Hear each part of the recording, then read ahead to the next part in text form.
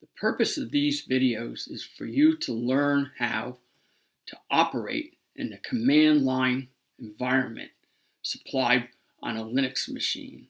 Many of these things can also be done easily on a Macintosh. If you have a Windows machine, you can install an application called PuTTY and operate in a manner entirely similar to what you see on a Macintosh. I have a planned video which will show you how to install and use PuTTY as well. But let's go ahead and get started. So what you need when you get a server account is three things. You need a username, that's your login name. You need a host name, which is the name of the machine that you're going to be working on, and you need a password. So here's how you use those three things to get in from a Mac. You type SSH space and then your username, which is, in this case, I am fake22z. Then, just like an email address, you put an @cs.ncssm.edu. This is your email address if you are working on a machine that runs mail. So go ahead and hit enter. You're going to get a password challenge. And when you type, you won't see anything as you enter your password. Now, once I've done that, I'm in. What you see right now, that little squiggle and greater than sign, that's called a prompt. Yours may have a different appearance. A prompt simply indicates that the server you're logged into is ready to accept commands and do work for you.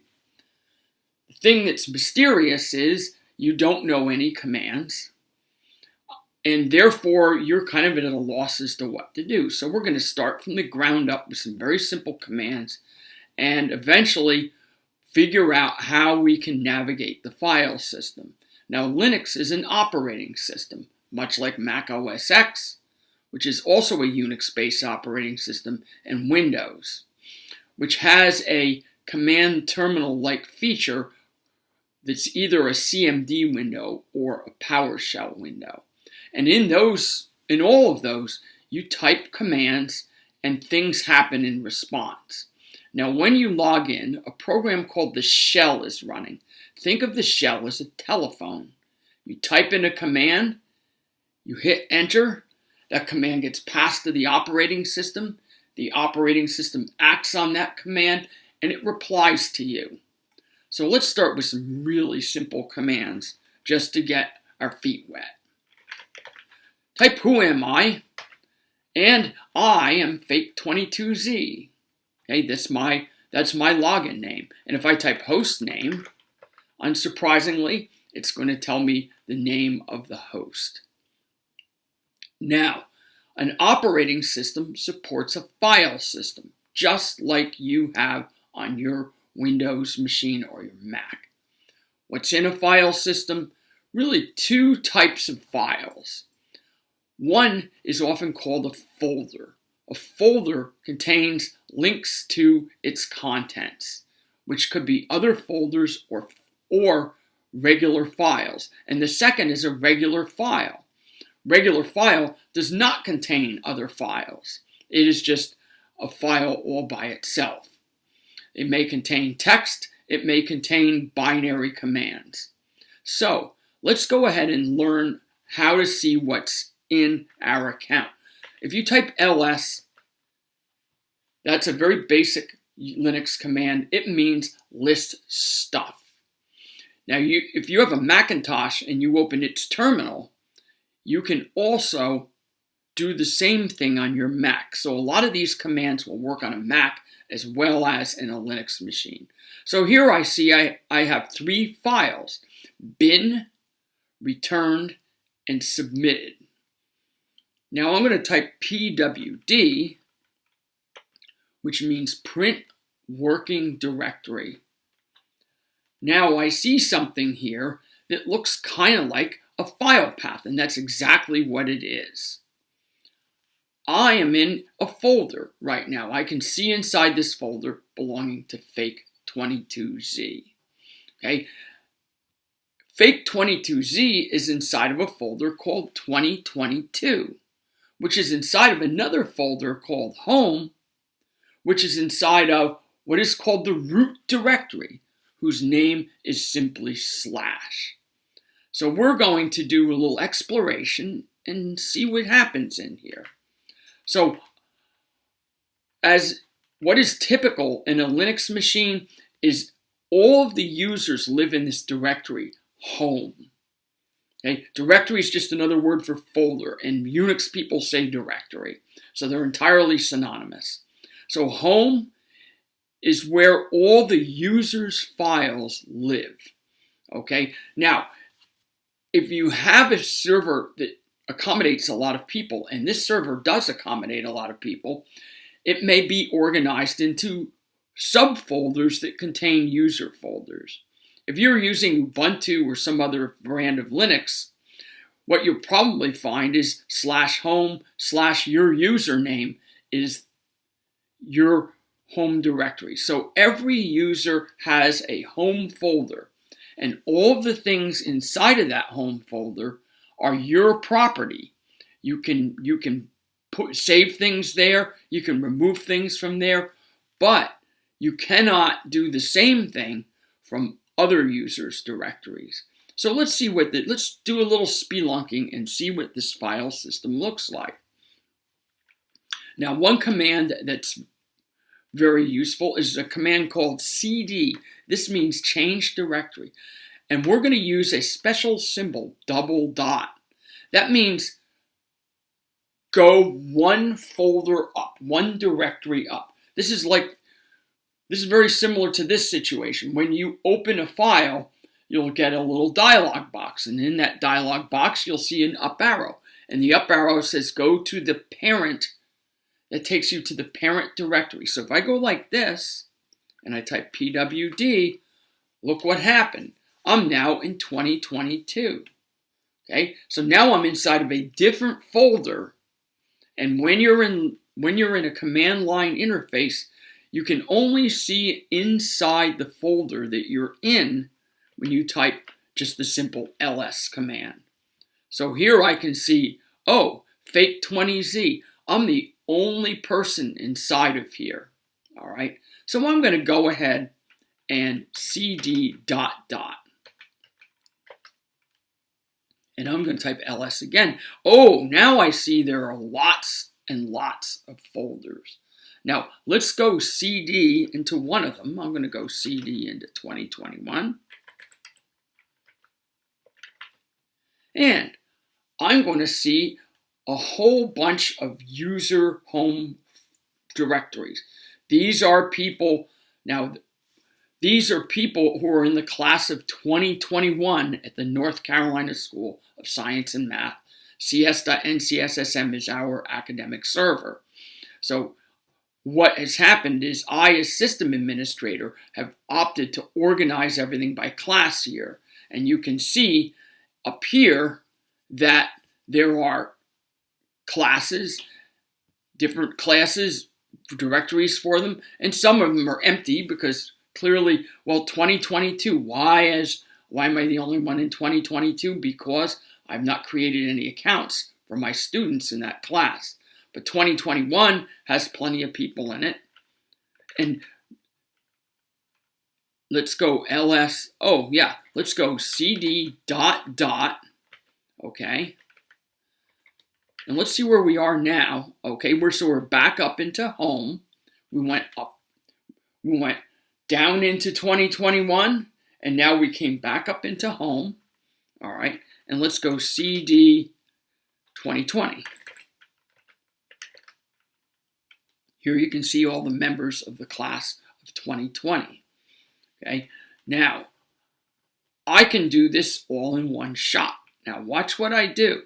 cd, if I go cd ... that means go up one, and I go slash 2021. I moved up into home with this, so it says go up one and then immediately go into 2021. This thing here is called a path.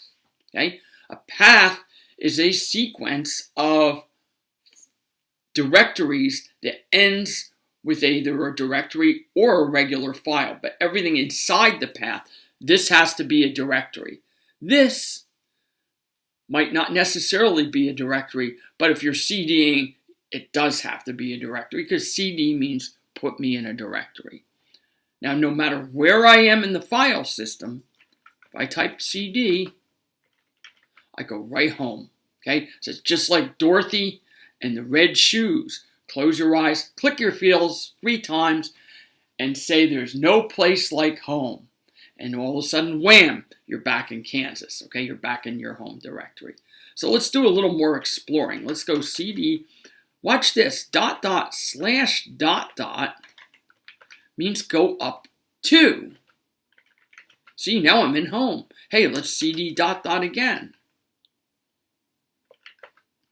Ooh, now I see all kinds of really weird stuff. All right. This is a lot of the things in our system. Okay, this has system directories and things that are not our property. So we can't write into these directories, but we probably can read out of some of them. All right. So if I type ls, let's see, there's a directory in here called bin, I do believe. Yeah, look at that. Ooh. Now you'll notice that there's colors going on here. Okay, colors. Colors tell you things about files. Okay, if it's a green, in this system, if it's green, this is an executable file. If it's blue, it's a folder. Let's go cd dot, let's see. Let's go ls, see? So backup and boot and dev and etc and home, all of these things are folders. And then there's some kind of file sitting here that's a comma separated values file. And then there's this funny colored stuff. These are actually shortcuts, but we're not going to get into that right now. Okay? Mainly, we're going to concern ourselves with folders and files, because that's what everything is all about. So let's go back home. All right, let's go back home. CD. All right. Now, the next thing you're going to want to know how to do is, how do I make a folder? Okay, that's a very basic kind of thing. Fortunately, it's very simple. Well, what do you do on your machine with a desktop? You right-click, select new folder, and then you make a new folder, and then you have to rename it, right? Because it'll be like something like untitled folder. Actually, it's much simpler here. All you have to do is type the command mkdir. Mkdir means make a directory. All right. Now, I'm going to supply some information to this. I'm going to say, let's see, mammals, reptiles, birds, okay, and yeah, let's just go with that. And I type ls, look what I have. Okay, now the things that I did here, these pieces of information have a name. So the command's name is mkdir. Its arguments, these are called its arguments. Its arguments are folder names for folders that I'm going to create. Okay, so I just put a space separated collection of names, and for each of those names, a folder is made. And all of those folders now are empty. They don't have anything in them. Now, I can use an argument with ls. And you've already seen me use an argument without saying anything with cd. If I give cd an argument, it goes, and that directory is visible, you go into that directory. If it's not a visible directory, you'll get an error message. So we can go cd, let's go cd into birds. And when I type ls, I see nothing. Why is that true? Because there's nothing in this folder. Now I can use ls with an argument, and here's one interesting argument. This says, list the contents of the directory above me. Okay, and look at that. I can see everything in the directory above me. So ls can take an argument, okay? That argument can be a directory, and the contents of that directory are going to be displayed. Now let's learn how to make files. Later, we'll learn how to edit them. But for right now, we're just going to make empty files. And there's a command for that. The command is touch. Hey, let's touch flamingo. Toucan. Condor. Penguin. Look what I have. Okay, so the arguments I passed to touch are potential file names, and touch made those files. Now, it might be interesting to know a little bit more about the files that you have created. And that brings up another part of a UNIX command. So a UNIX command has a name, and it may or may not have arguments depending on the nature of the command. Okay, so far ls, if you don't give it any argument, lists things in your current working directory. cd, if you don't give it an argument, will take you home. But here's the third element of a UNIX command. That's called an option. Options are, surprisingly enough, optional. And if I do this, it's going to give me information about the files. So the L flag, or L option, lists files in long format. So it's going to show you a bunch of stuff here. Now, we don't immediately know what a lot of these things are, but we can make a pretty educated guess. Here you see the file name. Here you see when the file was last modified. Okay, so this happened on June 17th, 2020 at 10:24 in the morning. Okay, 0. This tells you how many bytes are in the file. These files all have something in common. They are completely empty. Now, two other things that are of use here are user and group. Now, on this machine, and by default on most Unix machines, users are in their own group. However, if you work for a company, you may be in different groups depending on the projects you're working on, because you will learn later that you can control who sees things. You can make files visible only to you. You can grant permissions to your group, or you can grant permissions to anyone on the machine. The permissions come in, you might guess here, read and write. Okay, but we'll talk about that in more detail later. But the ls-l option lists files in long format. Now, another option on ls that's kind of useful, -a. Oh, what are those two things? Well, ... we know what that is. That's our parent directory. Dot is the directory we're in right now. If you do cd dot, you'll go nowhere. Okay? That seems like a useless thing, but actually it's not, because you can use it to take a file from somewhere else in the file system and bring it to your current working directory, copy it in or move it in. Okay, we'll talk about those things later. But dot and ... So any file beginning with a dot is a hidden file. Now let's go ahead and cd back to our home directory. And if I go ls-a, ooh, guess what I see? I see files I didn't see before. I see bash logout, bash profile, bash rc, .emacs.vim. These are configuration files.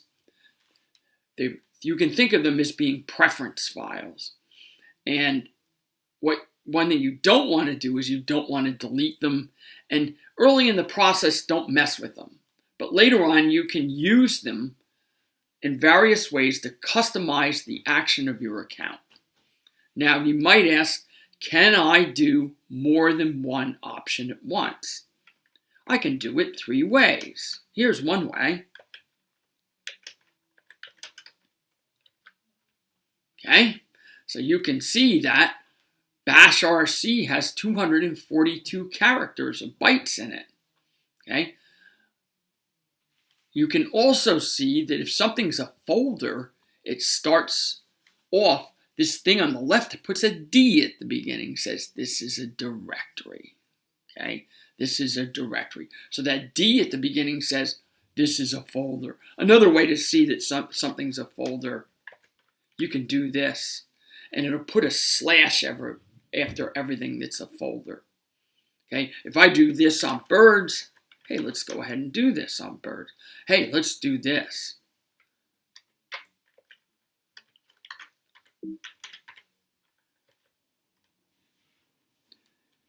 Ooh, nice. You can see the contents of birds in long format. Okay, so, and you'll notice that there are no folders in there, so there's no slash in there any of the names. So you can see also that I combine 2 options. If I have a 1-letter, these are called short form. Short form option ls-f. Okay, if I can combine 2 options by doing this, watch, I'm going to go ls minus fl a. And you can see all the regular files do not have a slash after them. All the folders do have a slash after them. They're listed in long format. And all the hidden files that start with a dot are listed. Okay, so this is the list stuff command. So now you know how to make folders. You know how to list their contents. And you know something about the anatomy of a UNIX command. So the anatomy of a UNIX command always looks like this. It looks like a command's name, then options, okay, and then finally you can have an argument. But if you don't have an argument, some default action may or may not occur. Because there are some things like if you copy a file, you definitely need to say what file you want to copy from and where you want to copy to. You're going to see the arguments may be required.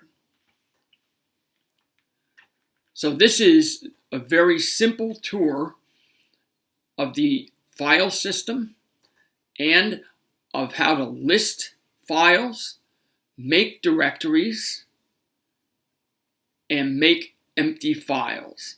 Now, one other question you might have is, what if I touch a file that already exists? Well, let's see what happens. Let's CD into birds. Okay, there they are. Now notice now I'm going to touch Condor and see what happens. So what do you see? You see that the last modified date gets brought up to the present. Because right now, oh, here's another simple UNIX command, date. I did that about a minute ago. So you can see that Condor's last modified time got brought up to the present by using touch. Okay, so this is touch, mkdir, and a few other basic commands that you've learned today. You should experiment with them. Next time, what I'll do is talk about removing files and moving them around.